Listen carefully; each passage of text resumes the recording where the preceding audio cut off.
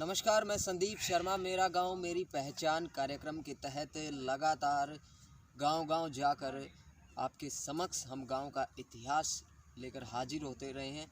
वहीं आज इसी कड़ी में हरियाणा के एक और छोटे से गांव जो कि आज अंतर्राष्ट्रीय स्तर पर प्रसिद्ध है, जिसका नाम है झाड़ली। इस गांव के सरपंच हमारे साथ मौजूद हैं। हम इनसे इस गांव का इतिहास और पहचान जानने की कोशिश करते हैं। जी सरपंच महोदय, आपका स्वागत है। बताइए कि आपके गांव का इतिहास क्या कुछ है? मेरा गांव लगभग 250 साल पहले चासवा गांव से आके झाड़ली में बसा था और जो बुजुर्ग आए थे उनका नाम था गंगदास जाखड़। तो गांव का नाम किस प्रकार से पड़ा? गांव का नाम इसलिए पड़ा कि गांव यहाँ जो झाड़ी होती हैं, बटबेर की एक किस्म होती है जिसको झाड़ी बोलते हैं अपने देहात में, वो झाड़ी यहाँ बेतादाद संख्या में थी गांव के चारों तरफ, इसलिए गांव का नाम झाड़ली पड़ गया। तो गांव में जो गांव है वो देश सेवा में किस प्रकार से है, पहले और आज? गांव में पहले 4 स्वतंत्रता सेनानी रहे हैं। एक तो थे जुगलाल जाखड़, सूबे सिंह काली रामणा, देशराम गहलावत और सूरजाराम डोडी। 4 स्वतंत्रता सेनानी थे और आज कम से कम भी 200 गांव के 200 जवान भारतीय सेना में हैं और बीएसएफ में हैं, सीआरपी में भी हैं। तो देश सेवा में गांव झाड़ली कभी से आगे रहा है। अच्छा, तो जो गांव में अधिकारियों की बात करें तो किस लेवल के और कौन कौन अधिकारी हैं? गांव में अपने भारतीय प्रशासनिक सेवा आईएएस अफसर रहे हैं श्री हेमचंद्र दिसोदिया और श्री महेश फंसवाड़ पीडब्ल्यूडी के ईआईसी रहे हैं, इंजीनियर इन चीफ। और श्री अरविंद हैं, वो उन्हीं के भाई हैं छोटे, वो पीडब्ल्यूडी में आज के दिन चीफ इंजीनियर हैं। और गांव से 4 गांव में कर्नल हैं, सेना में कर्नल रहे हैं, रिटायर्ड हो चुके हैं अब तो। वो लेफ्टिनेंट वगैरह भी काफ़ी हैं, कैप्टन हैं, सूबेदार तो कम से कम 60-70 सूबेदार होंगे। और गांव के एक बॉम्बे डिवीज़न के रेलवे में जनरल मैनेजर भी रहे हैं अपने एससी समाज से। तो गांव की आज पहचान क्या है, क्या पुरानी धरोहर है गांव के अंदर और आज क्या क्या पहचान है? गांव की पुरानी धरोहर तो ये है कि सबसे पहले तो आज से काफ़ी समय पहले जो 1889 में यहाँ रेलवे स्टेशन बन गया था और रेल सेवा शुरू हो गई थी। और उसी के साथ एक पुरानी धरोहर है धर्मशाला। तो आसपास के गांव कम से कम यहाँ ये मानो कि 20 गांव यहाँ रेलवे स्टेशन पाया जाया करते, यहीं उनका आना जाना था, इसलिए धर्मशाला की ज़रूरत थी। तो धर्मशाला 1926 में बन के तैयार हो गई थी। आज गांव में क्या है जो अंतर्राष्ट्रीय स्तर पर प्रसिद्ध है? आज अंतर्राष्ट्रीय स्तर पर तो गांव में 2 पावर प्लांट हैं बिजली के, जैसे एक 20 पीसी है और एक झज्जर पावर प्लांट है। और 3 सीमेंट की फैक्ट्रियां हैं, जेके सीमेंट वर्क्स, जेके लक्ष्मी सीमेंट और अल्ट्राटेक सीमेंट कंपनी। 3 सीमेंट के कारखाने हैं, 2 पावर प्लांट हैं और भविष्य में और भी फैक्ट्रियां आ सकती हैं, क्यों यहाँ फ्लाई ऐश का साधन काफ़ी हो गया ना, जो पावर प्लांट हैं इन दोनों में से फ्लाई ऐश मिल जाती है। अच्छा, तो आज गांव के अंदर सुविधाओं की बात करें तो जो ज़रूरत की जो सुविधाएं हैं वो आज क्या क्या? गांव में पशु हॉस्पिटल है, 2 बैंक हैं, 10+2 का स्कूल है। गांव की गलियां कैसी हैं? गांव की सभी गलियां पक्की हैं। और गांव में इसके अलावा और क्या सुविधाएं हैं गांव के लिए?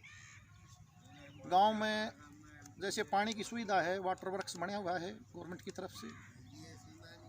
चौपाल?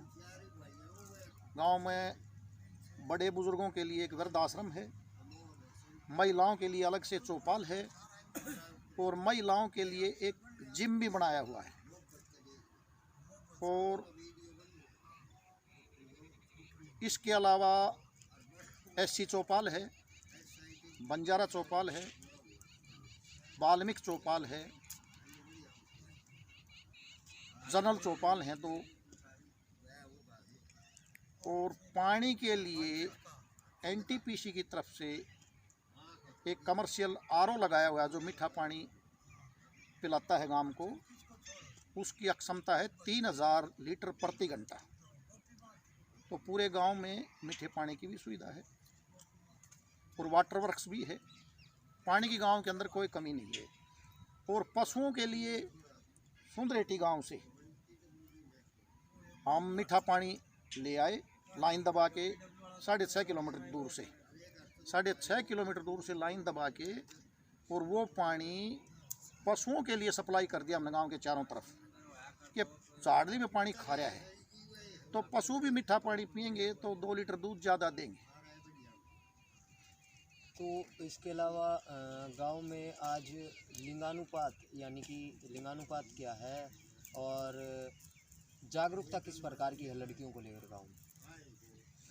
गांव में लड़कियां तो शुरू से स्कूल रहा है। आज से काफ़ी साल पहले भी यहाँ लोअर मिडिल बोलिया करते, पहले वो 6 तक हुआ करता, लोअर मिडिल स्कूल था। और आज 10+2 है। और नज़दीक अपने बाहू में लड़कियों के लिए कॉलेज है। तो लड़कियां सभी पढ़ी लिखी हैं, एमए पास भी बहुत ज़्यादा हैं गांव की लड़कियां, पीएचडी भी हैं। और 10+2 से कम तो कोई है ही नहीं। तो जागरूकता पूर्ण रूप जागरूकता पूरी है और लिंगानुपात भी अच्छा है। अच्छा, तो गांव के अंदर आपने क्या क्या काम करवाए? गांव के अंदर हमने इलेक्शन लड़ा, उस टाइम गांव से काफ़ी वादे किए थे जिनका हमारा ये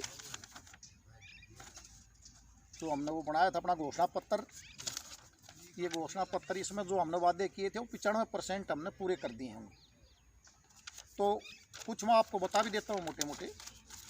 जैसे हमने कहा था कि भाई सरकार आपके द्वारा, पंचायत यानी पंचायत आपके द्वार रहेगी, सरकार आपका द्वार से मतलब ये हर संभव कार्य गांव में करवाया जाएगा। तो हमने हर आदमी की सुनी है, सरकार आपके द्वार पेश की है कि भाई जैसे कोई विधवा पेंशन है, बुढ़ापा पेंशन है, उसको हम यानी सरपंच अपनी गाड़ी से तो झज्जर का काम या तो बैठा के झज्जर ले गए हैं और उसका वो यानी अकाउंट लोड नहीं हो रहा है और कुछ नहीं हो रहा है, वो समस्याएं उनकी दूर कराई हैं। आज गांव में ऐसी कोई बुज़ुर्ग या कोई बुज़ुर्ग महिला या कोई विधवा ऐसी नहीं है जो इन चीज़ों से दुखी हो, सबकी समस्याएं हल करी गई। और कुछ इस काम में सरकार ने मदद कर दी। सरकार ने सीएससी सेंटर गांव में खोलने से जो हमने वादा किया था वो ऑटोमेटिकली पूरा हो गया। हाँ, क्यों? उस समय जो हम कह रहे थे कि भाई आपके राशन कार्ड, वोट कार्ड, आधार कार्ड गांव में ही बनवाए जाएंगे, तो हमारी उसमें सरकार ने अपने आप वो हमारा वादा भी उसके थ्रू भी पूरा हो गया। वो गांव में हमने कहा था कि भी गरीबों के लिए बीपीएल कार्ड बनवाने के लिए भी संघर्ष किया जाएगा। तो काफ़ी लोगों के हमने जागरूकता ले आकर अधिकारियों से मिलजुल के सर्वे करा के उनके बीपीएल कार्ड भी बनवाए। और गांव में युवाओं के उज्जवल भविष्य के लिए हमने जिम खुलवा दिया है, एक व्यायामशाला बन गई है गांव में। और गांव में हमने शमशान घाट का भी बहुत ही अच्छा जीर्णोद्धार करवाया है। पहले उसका बुरा हाल था, उसमें पौधे लगवा दिए हैं, 4 दीवारी करवा के, गेट लगवा के और ऊपर बारबेड वायर लगवा दिए हैं। यानी शमशान घाट का रूप भी ऐसा बना दिया कि वहाँ आदमी अगर बैठ के शांति से कुछ करना चाहे या ताश खेलने का भी जी करे, ऐसी जगह बना दी है।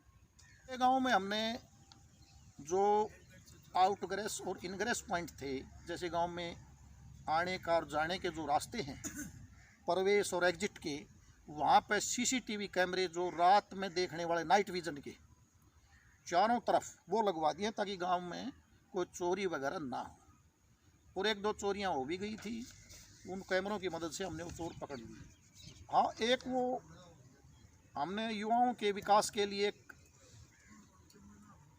मैट की कुश्ती कराने के लिए एनटीपीसी से एक कुश्ती हॉल मंजूर करा रखा है, जिसमें वो सीओ साहब के बदल जाने के कारण कुछ देरी होगी। तो गांव में बॉक्सिंग और मैट की कुश्ती के लिए एक 40 बाई 50 का एक हॉल एनटीपीसी, जिसकी लागत लगभग 40 लाख रुपए हो, एनटीपीसी CSR के तहत गांव के लिए बनाएगी। जो गंदा पानी जाता है वो जोड़ था एक, तो जोड़ ओवरफ्लो हो जाया करता। उस जोड़ को हमने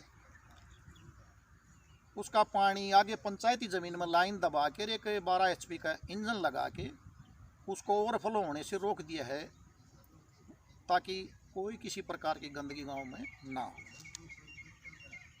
और एक इस साइड में जो दूसरा जोड़ था जो सासरोली रास्ते के ऊपर है, उसमें भी CSR के तहत झज्जर पावर प्लांट से एक इंजन लगवा के, कमरा बनवा के और 8 इंची लाइन दबा के उसका ओवरफ्लो का पानी भी निकालने का सिस्टम आगे पंचायती ज़मीन जो है उसमें कर दिया है। गांव में मुर्रा नस्ल को बढ़ावा देने के लिए एक बहुत ही अच्छा सुल्तान जोटे का कटड़ा ला के हमने गांव में उसको जोटा बनाया, और आज उससे पिछले 3 साल से गांव में मुर्रा नस्ल का हमने यानी वो उसको बढ़ावा दिया है कि भाई जिसकी भी भैंस नई हो वो इस मुर्रा नस्ल के जोटे से हो। जो हमने लोगों को एक फ्री सेवा दी। गांव में सफाई कर्मचारी हैं हमारे, उनको हमने ई-रिक्शा 2 ई-रिक्शा खरीद के दी हैं, ताकि ई-रिक्शा से ना तो किसी प्रकार का कोई पोल्यूशन हो और ना कोई पेट्रोल डीजल का खर्चा, वो बिजली से चार्ज हो जाती हैं। और सफाई कर्मियों के लिए भी आराम हो गया। और गांव से कम 1 किलोमीटर दूर जाना पड़ता था उनको रिक्शा घसीट के, वो कूड़े के उठाने के लिए बहुत ही अच्छा सिस्टम हो गया है। एक हमने यहाँ गांव के उत्तर की साइड में पंचायती ज़मीन थी जिसमें गंदगी फैली हुई थी, उसको साफ़ करा के वहाँ पर अंबेडकर पार्क बना दिया है। तो वहाँ उसके नज़दीक जो गांववासी हैं उनको घूमने फिरने के लिए और अपने सुबह संध्या वगैरह करने के लिए पार्क की सुविधा होगी है उनके पास। गांव में 1-2 गलियां ऐसी थी जो पिछले काफ़ी साल से बढ़ाई नहीं जा रही थी, उनमें कुछ रुकावट थी। हमने भाईचारे के हिसाब से लोगों से मिलजुल के उनसे बात करके उन गलियों को पक्का कर दिया। गांव में खेतों के जो रास्ते थे वो काफ़ी ख़राब थे, उन सब की पैमाइश करा के और उनकी लेवलिंग वगैरह करके साफ़ करके उनको आने जाने योग्य बनाया है। गांव की कुछ ज़मीन ऐसी थी जिस पर अवैध कब्जे थे, उन ज़मीनों से उन लोगों से मिलजुल के भाईचारे के हिसाब से अवैध कब्जे हटवा दिए हैं और उनमें हमने हर जगह पौधे लगवा दिए हैं, उनको तारबंदी करवा दी है। आगे की देखो जी, जो सीट पे बात है, सीट जर्नल आती है या SC आती है। अगर जर्नल सीट आई तो चुनाव लड़ने का विचार है दोबारा। और गांव अगर मौका देता है तो हाँ, गांव मौका देता है तो इलेक्शन तो गांव के मौका देने पे लड़ा जाता है। गांव वाले मौका देंगे तो तैयार हैं। फिर आशीर्वाद अगर मिलता है तो फिर क्या कुछ काम होंगे गांव में? गांव में एक मेन कमी है, मैं उसको पूरी करूंगा कि एक पीएचसी होनी चाहिए, और पीएचसी के लिए हम संघर्ष करेंगे। उसमें हमने किया भी था संघर्ष पीएचसी के लिए, लेकिन बाहू और मातन एल में होने के कारण थोड़ी सी दिक्कत आ गई। लेकिन हम ये साबित करेंगे अब कि अभी झाड़ली में अकेला झाड़ली ही नहीं है, यहाँ पे कम से कम ये मानो 5,000 आदमी 10,000 आदमी प्लांटों में फैक्ट्रियों में और बाहर के आते हैं। वो भी अब यहीं रहते हैं, यहीं पानी पीते हैं। वाटर सप्लाई की भी झाड़ली से ही जाती है उनके पास, और स्वास्थ्य सेवा जो है वो यहीं से लेंगे। तो हम हरियाणा सरकार से ये प्रार्थना करेंगे कि एक आबादी को देखते हुए, फैक्ट्री वगैरह को डेवलपमेंट को देखते हुए यहाँ ज़रूरी है एक पीएचसी का होना। तो गांव में लोग किस प्रकार से रहते हैं? गांव में भाईचारा है, सब इकट्ठे रहते हैं। 36 बिरादरी, कोई किसी प्रकार की कोई जाति पाति छुआछूत की बात नहीं है। पढ़ा लिखा गांव है, ज़्यादातर फौजियों का गांव है, तो यहाँ तो शुरू से है ही नहीं ऐसी कोई बात। सब इकट्ठे, हुक्का पानी भी इकट्ठा पीते हैं, खाते पीते भी। जी, धन्यवाद आपका। ये थे गांव झाड़ली के सरपंच महोदय, और इस गांव का क्या कुछ विकास कार्य रहा, क्या इस गांव का इतिहास रहा है, क्या पहचान, ये सब आप लोगों के समक्ष खुद अपनी ज़ुबान से सरपंच ने बताई है। तो आज के लिए बस इतना ही। अगली वीडियो में फिर अगले गांव के इतिहास और पहचान के साथ हम आपके समक्ष हाजिर होंगे। तब तक के लिए नमस्कार। धन्यवाद।